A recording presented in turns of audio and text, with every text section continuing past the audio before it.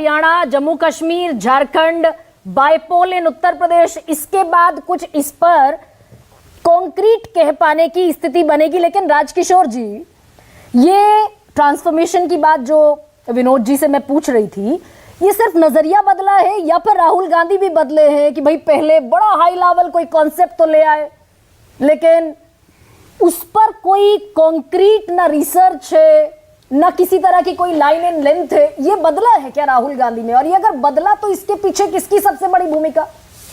देखिए, मुझे लगता है कि एक बात से तो मैं विनोद जी की पूरी तरीके से सहमत हूँ कि चेतन भगत का जो आर्टिकल है उस पर चर्चा करने के बजाय राहुल गांधी पर हम चर्चा करें, क्योंकि अंग्रेजी के एक सतही साहित्यकार हैं वो, और उन्होंने कभी अपने आप को मोदी जी के साथ में अटैच किया था। अब आज की तारीख में उनको लगता है कि वहां पर उनके लिए कुछ नहीं हो पाया तो यहाँ है, लेकिन इस चीज का हम पटाक्षेप यही करते हैं, आगे बढ़ते हैं इस पे।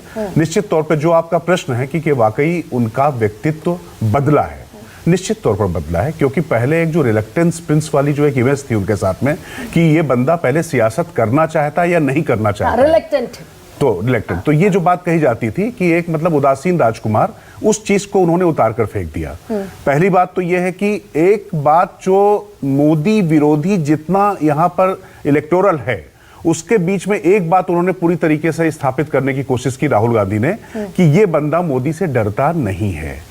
अब वो अच्छा कहा, खराब कहा, सत्य कहा, असत्य कहा, ये दो अलग विषय है, लेकिन ये व्यक्ति जो है कंप्रोमाइज नहीं हो सकता है, क्योंकि जो तमाम और क्षेत्रीय छत्रप हैं वो किन्हीं ना किन्हीं विषयों पर कहीं ना कहीं समझौता करते नजर आए। राहुल गांधी के साथ ये रहा कि उनकी पर्सनालिटी में ये चीज निखर कर आई कि वो लगातार मोदी को चैलेंज कर रहे हैं, A1 A2 या तमाम चीजें जिस तरीके की जो वो बातें करते हैं वो लोग उस पर ताली पीट रहे हैं। हाँ, नेता विपक्ष के रूप में जिस तरीके से उन्होंने अपने आप को यहां पर पेश करने की कोशिश की है, अब उस पर उनके व्यवहार पर लोग सवाल उठा सकते हैं कि वेल में कोई नेता विपक्ष अपने लोग को जाने की बात कर रहा हो, लेकिन वो काम कर रहा। पहले एजेंडा सेट बीजेपी कर रही थी, अभी विपक्ष एजेंडा सेट करता हुआ दिखाई पड़ रहा। राहुल गांधी ने खटाखट कहा तो प्रधानमंत्री को उस पर आना पड़ा। बिल्कुल, अंबानी अडानी भी कहा तो आना पड़ा, इवन अंबानी अडानी भी कहना पड़ा, ये सारी चीजें ठीक है।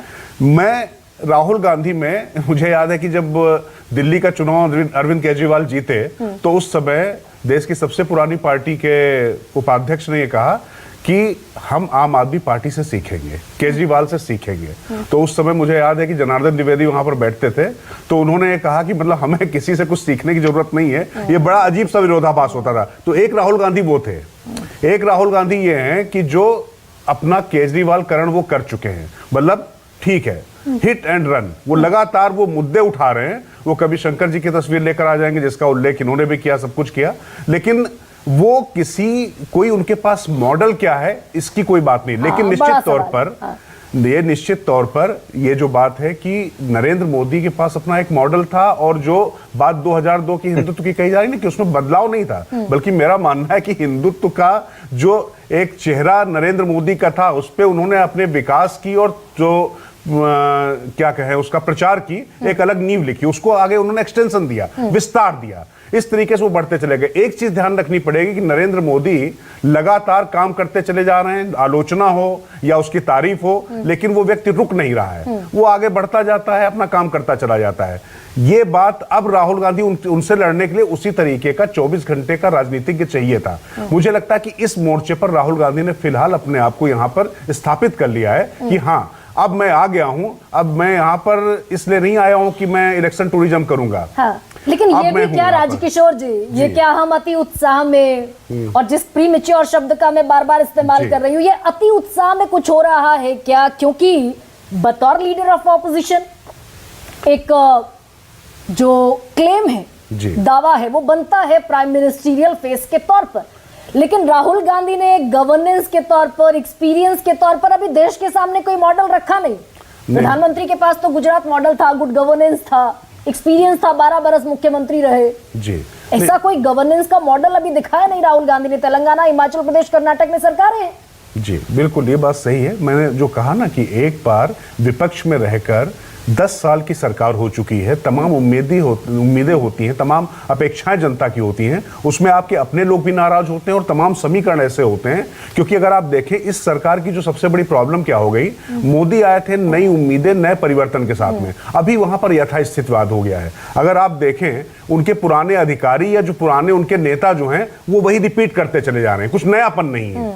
ऐसी स्थिति में क्या उस पर जो उदासीनता की एक जो चादर जो उस पर चढ़ गई है, एक झीनी सी, क्या उसको फिर से फाड़कर नरेंद्र मोदी आगे निकल पाएंगे, कुछ नया ऐसा कुछ कर पाएंगे?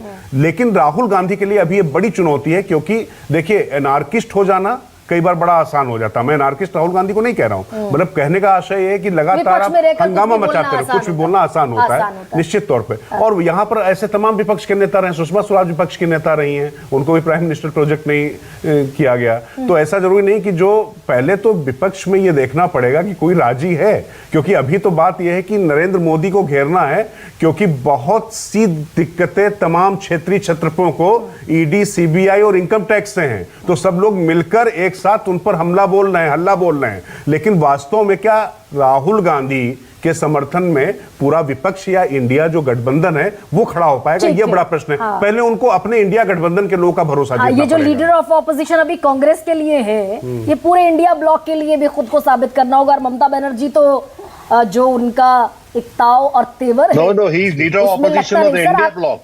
विनोद जी कुछ कह रहे हैं आप? Garima, he is leader of the opposition of India block, not just of the Congress. Absolutely sir, on papers. लेकिन मैं आऊंगी इस पर आपके पास दोबारा। सुकेश,